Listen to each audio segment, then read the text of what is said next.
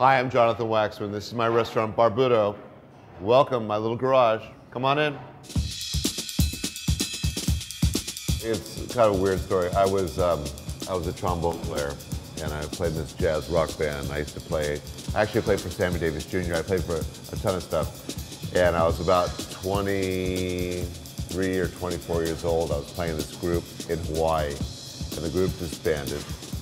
And in Hawaii, all my friends were surfers, and they said, well, you have two options. You either sell drugs or work in a restaurant. And I said, well, the first wasn't really gonna happen. And secondarily, okay, I'll try the restaurant. So I was 25 and nothing in my life. And I said, okay. So I asked my parents for a loan, and I went off to Paris when I was 25 years old. And that's how I got started. I opened a restaurant in New York called Jams, the Upper East Side. And that sort of became this huge hit. And I didn't know that it was gonna be a hit. I wanted to open this little restaurant. I had no clue about how all the magic of restaurants work. I just opened this place up, and all so I walk out, there's Andy Warhol at one table, and there's Letterman at this other table, and Woody Allen. I said, why are these people here? And one of my maitre d's goes, they came to eat your food.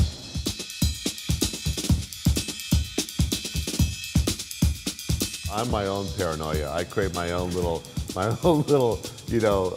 anxiety within myself. And people said when I was in Top Chef Masters, were you worried about all the other people competing? I said, absolutely not. I was competing with myself. And I think that's kind of where the magic happens. In Florence, in the Middle Ages, that the two guilds of art and food were the same guild. A lot of these things are just rough materials that are made into sculpture.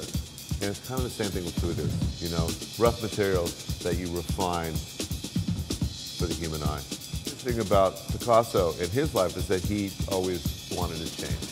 He always wanted to evolve. But he also wasn't afraid of his past. He always brought his past forward with him. I think cooking is sort of the same thing.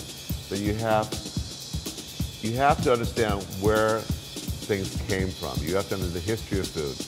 It's just like an artist, like choosing old paints that haven't been used in 300 years, or using techniques that they didn't realize even they could do, coupled with new things that they're inventing themselves or other people are inventing. There is that similarity with, it's that both hands engage into what you're doing. Like we did a dinner last night for the Chinese cultural unit from Beijing, who were here on this cultural trade thing, and I was a little worried that I wasn't giving them something that they understood.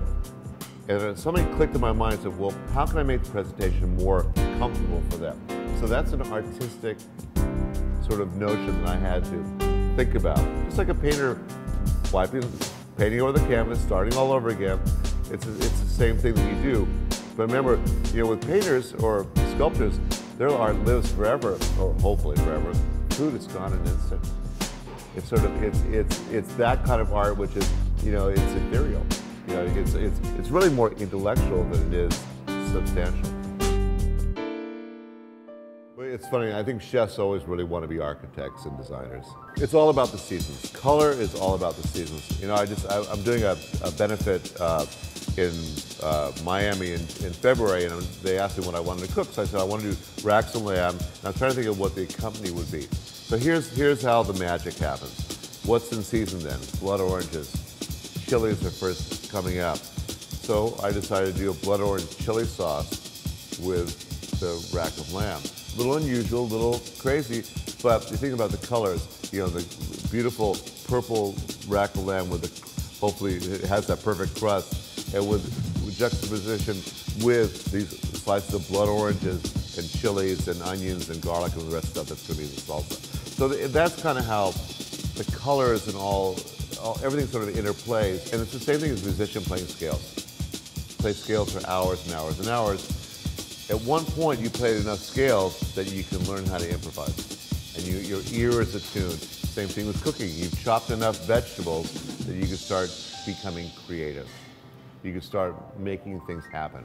All right, thanks for coming by. My book about Barbuto, actually, it's called Italian My Way. It's coming out in April of 2011. Buy it, please. See you later.